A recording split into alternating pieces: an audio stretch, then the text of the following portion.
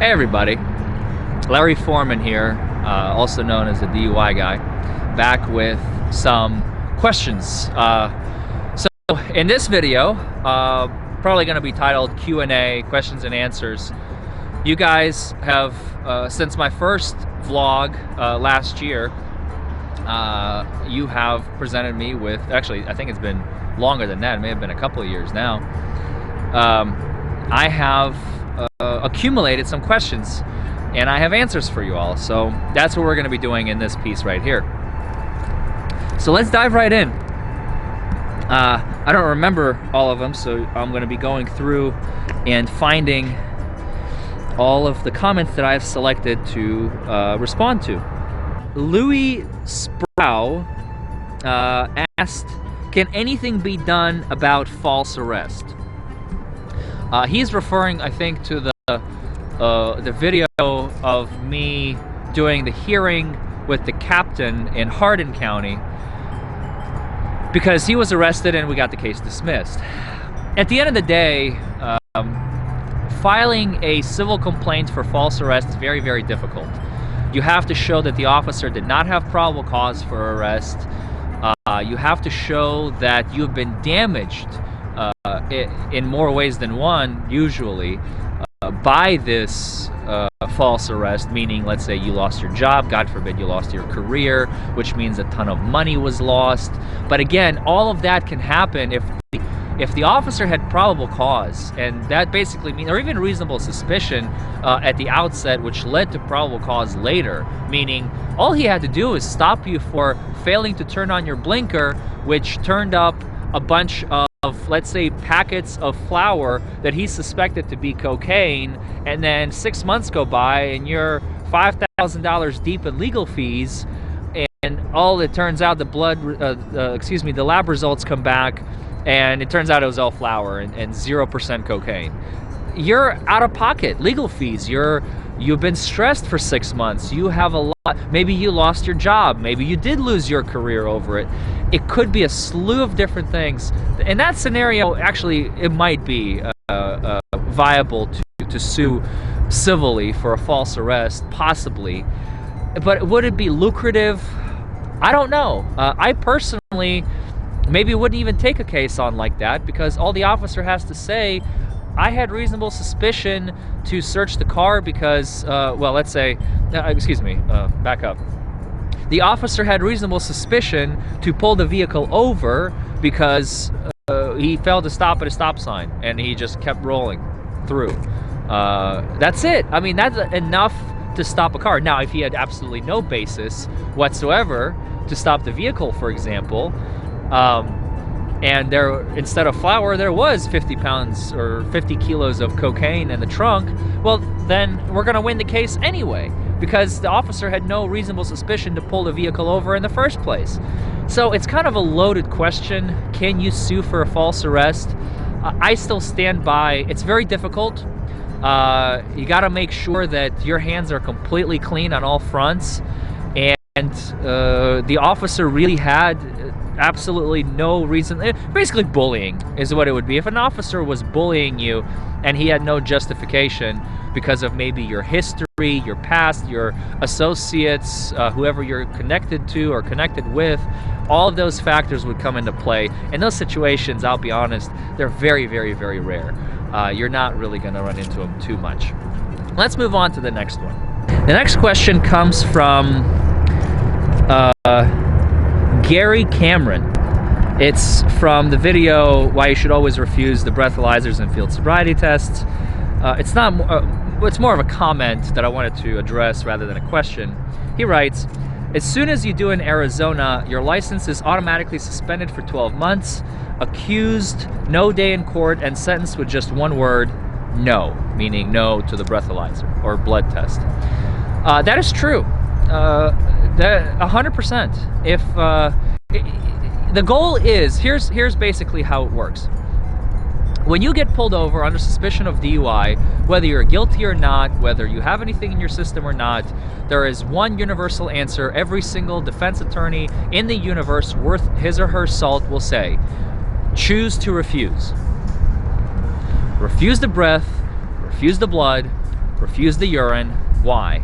Because once that is tested, debunking the equipment used, the sample, is all possible, but extremely difficult, because now you're arguing against what the Commonwealth, the state's going to argue, is science. And arguing against science, arguing against technology, is a whole lot more difficult than to argue against a person, the cop. So in Kentucky, they can choose to still prosecute you under subsection 1A of KRS 189A010, which is the DUI statute. And they can't go after the per se, meaning the 0.08 if it's alcohol, or if it's anything else, then zero tolerance unless you have a prescription. And even then, they can still move forward. They just can't bring in the prescription in. They can't bring the blood evidence in because you were operating under a prescription if it was within the limits. So at the end of the day, when you refuse, you deprive the state of the one piece of the most damning evidence that they could possibly have on you. And that way, this is to defense attorneys everywhere, you should be trying all your refusal cases, just about. Maybe not every single one. I'm sure, believe me, I have some refusal cases that are impossible to try. If there was an accident with a lot of injuries, it's very dangerous, even though possibly victorious. It depends. It depends. I know lawyers who've tried death cases where the driver was not under the influence, but they suspected them to be, and they refused, so nobody ever knew the truth, and they killed somebody. And sometimes the death is not always related to the intoxication. In one scenario, a gentleman or a woman, I can't remember what it was, darted in front of a vehicle after a soccer game or a football game or something. So that was one example where there was a not guilty verdict or a dismissal or something where the evidence simply did not support a guilty conviction of the individual involved, even though there was a death. At the end of the day, when you refuse, again, you deprive the state of the most important piece of evidence and allows me to examine the evidence. And if there's video, especially, if the video is damning, it doesn't matter whether you refuse or not. As I addressed in my second vlog entry, a jury will look at that and say, nope, this guy clearly did it. That's easy, that's obvious. And then we're gonna shoot for a plea deal. That is the normal procedure for a criminal defense attorney or a DUI defense attorney like myself. So let's move on to the next question. Moving on to our next question, Havoc9001 asks, so did that lying cop ever get fired yet? And pay the man and lawyer cost for this bleep up? Well, I think I understand what he's asking. Did the cop ever get fired? He's referring to the video that I have of the military captain who was deprived of a blood test in Hardin County. No, the cop, as far as I know, is still on the force, because there are no ramifications for an officer's screw up for the most part. The department, I believe, is like 2 or 3 police officers at a time, not total, but at a time. It's a very small city. It's in West Point, Kentucky, just north of Hardin County, south of Bullitt County, which is south of Louisville in Jefferson. So no, the cop didn't get fired. Nothing happened to him. He went back to work the next day, as far as I know, and he's probably still the chief of that tiny little podunk police department. So the problem is, unless an officer really screws something up severely. I have a case out in Fulton, Kentucky. This is not a criminal case, this is a civil case, where my client got shot and killed by a police officer. So about 6 months after the incident, or 7 months, he officially retired. So that's an example of where because the offense was so egregious that it still took him 7 months to kind of come to terms with what to do with him. But in a case like a DUI where he screwed up by not providing a blood test to my client, no, there are no consequences, there are no ramifications. System's broken. Everybody knows it, just nobody does anything about it. Let's move on. Cornell Custom Trains asks, you get arrested for DUI and have to pay for your own state-required blood test to help prosecute you? Is that not a cause for the 5th?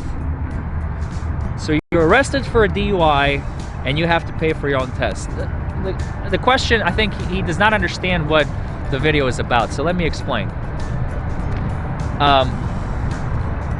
When you get arrested, the officer, by statute, has a right to ask, quote, that you submit to a test of your breath, blood, urine, or any combination of these tests, end quote. If you choose to refuse any of them, you don't have a right to your own test.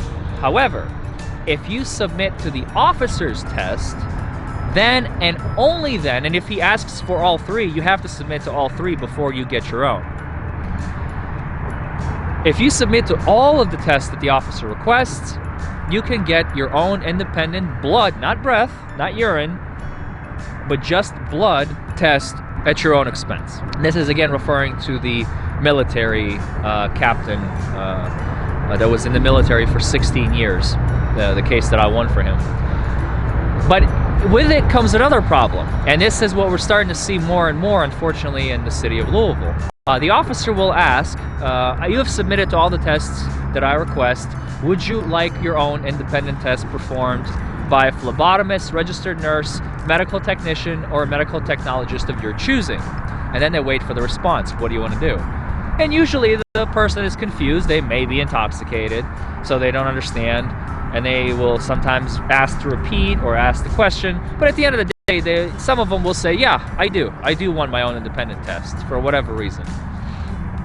And then the officer will almost universally ask, at least in the city of Louisville, where do you want to go? And the suspect will say U of L or Norton's or Jewish or VA or U of L, and the suspect will then be taken by the police officer to the hospital, and where they will either get the blood draw or get denied the blood draw.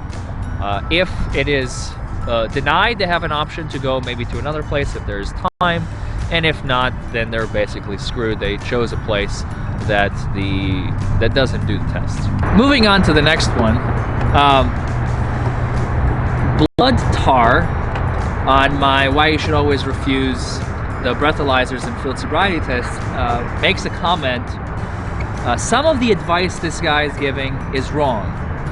You absolutely do have rights, capitalized and bolded, when pulled over by the state, county, or city revenue generator, meaning the police officer, I presume. You do not lose your rights simply because you're in an automobile, consent to nothing, refuse all roadside tests, and respond to all their questions, which that portion is absolutely correct. Respond to them with, I don't answer questions, period, and always record your interaction. I never give them undue respect by addressing them as officer or sir, which I absolutely agree with. I recommend that myself in the video. But instead, I read their name tag and simply address them by the last name. Hello, Smith. Hello, Jones. I think that's taking it too far. They might get all blank hurt, but they can't do blank about it. And if they start getting all blankety and uppity with you, as to, you can see that they're power tripping, and then I demand to speak with their supervisor. Again, record everything. So I just want to address the first portion. Essentially everything this gentleman or gentlewoman said was correct, with the exception of the first portion. And I think it's the misunderstanding of what I mean by you do not have any rights at all. Of course, I'm not trying to say that this is the United States of America. Of course you have rights. You have rights that most countries do not provide for you. That what I'm referring to specifically is the fact that when you are on the side of the road getting pulled over by a police officer, you can pretty much take your fancy little constitution and throw it out the window, because at the end of the day, no matter what you say, if the officer believes that you have committed a misdemeanor, a felony, or a violation, he's going to cite you for it, especially if you start acting up. That is what I mean by you do not have any rights at all. Those rights are essentially activated and used by the attorney in the courtroom. That is where they actually do matter and make the case go left or right.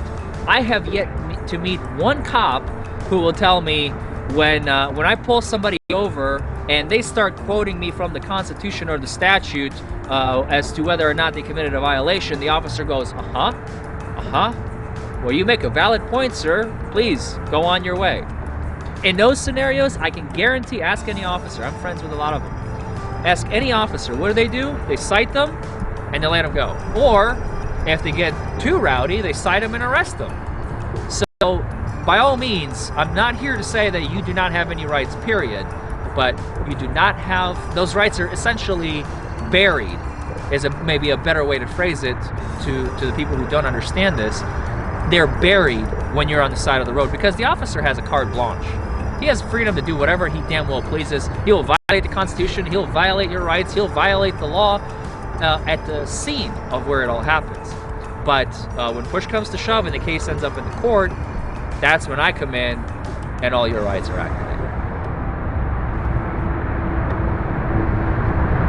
Oh, I really wanted to address this one because it's baffling to me how personally some people take my content. But anyway, take it for what you will. David Seals writes, "Here's hoping a drunk runs you off a cold road and you freeze to the ground slowly and painfully." First of all, David, ouch. Totally uncalled for. But I can't say I don't see where you're coming from, because to you, I am an evil monster who day in and day out takes drunk drivers who you believe are guilty of sin, which a lot of them are not. A lot of them are, but a lot of them are not either. And then put them back on the road. So you are wishing all this evil upon me.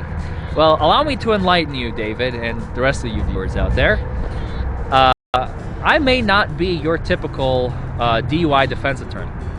I actually very regularly not only encourage people to drive sober lest they get pulled over, I also run campaigns every new year, and this year will be the first time I'm going to be part of Kentucky Derby festivals, where I'm part of the sponsors for the Drive Safe Kentucky. So basically, at least twice a year now, I buy Uber rides for people, and they ride on my pocketbook for free to avoid driving intoxicated if they cannot afford a ride. So don't be misled. I want, if you guys can put me out of business, I'm gonna move on to the next area of law. You're not going to, I'm not gonna go broke just because there are no more DUIs out there. I will do something else.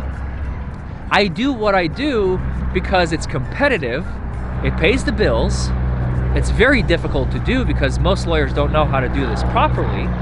And so that's why I chose an area of the law that is extremely complex and convoluted, because in most areas of the law, you do not have so many elements involved. You do not have, for instance, in DUI, here's what you have. You have to understand human physiology, human psychology, you have to understand officers' training, you have to understand chemistry, biology, physics sometimes, and there's a slew of other elements that you have to know. Otherwise, you're not going to be able to successfully and zealously defend your client. Whereas, let's say in an assault case, what's the evidence? Physical evidence. Do we have markings? Do we have blood? Do we have hospital bills and testimony? What did he do to you? Or that's going to be the victim. And then for the assailant, if they choose to testify, what actually happened? What did you do? He said, she said. That's pretty much it. Whereas in a DUI case, you have chemical evidence. You may have physical evidence that you will not have in any other case, like the breathalyzer result. You have to understand how these machines work. You have to understand a slew, I will not go through the exhaustive list. You have to understand a slew of things that you do not need to know in any other area of the law. So that is why I do what I do, and I repeat myself when I say, if you guys can put me out of business, more power to you. I'll just move on to the next thing. Let's move on. I think I have one more, if memory serves. This is actually kind of going to be a bleed over from the vlog entry number 2 that I recorded that should be posted. Snap Malloy, this is not much of a question, it's more of a comment, and I'll just read the relevant portions. He writes, I was actually named jury foreperson of a DUI trial. It was a fender bender that happened on private property. Parties involved followed correct procedures, and then one of the parties decided the other is intoxicated and called the cops. They show up, but they found the person in his home, but intoxicated, the next day, or excuse me, the police, well, I'm gonna scrap that. The police went to the suspected intoxicated person's home, where they found the car but could find no answer to the door, so the guy was gone. But the next day, the authorities show up again and actually cited him for DUI. So they never actually seen him intoxicated. They have no evidence, chemical, physical, testimonial, other than the person that was at the scene of the accident that claimed the opposing party was under the influence. So Snap continues.